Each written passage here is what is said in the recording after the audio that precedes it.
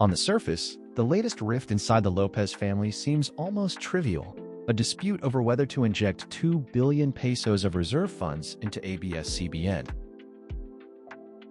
For a dynasty accustomed to dealing with billions, this number looks insignificant. But look deeper, and the real stakes begin to reveal themselves.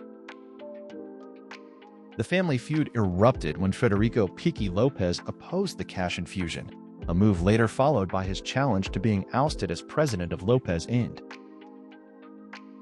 What's unusual is the public escalation, the court freezing the board's action, exposing a rare fracture within one of the Philippines' most storied business empires. Yet families don't destabilize their boards or test succession lines over incidental amounts.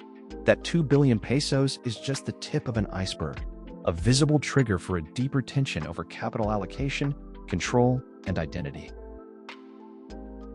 The true argument may circle around the 50 billion pesos that entered the Lopez orbit when Prime Infra acquired First Gen's gas assets. That deal, finalized in November 2025, was no ordinary transaction. Prime Infra took majority control of several gas plants and an LNG terminal, while First Gen retained a stake, positioning itself for a transition toward renewables.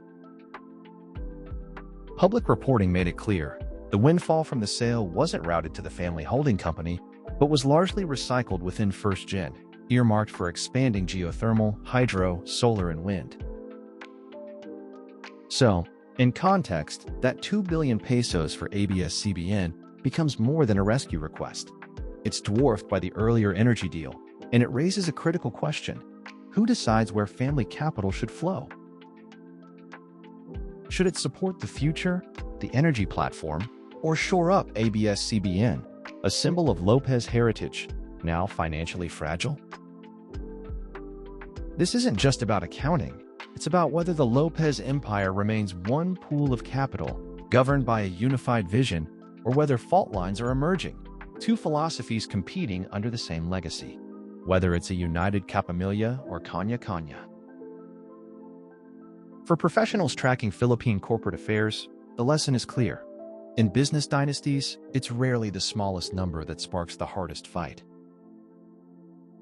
It's the precedent, the principle, and the question of who holds the reins to the family's future.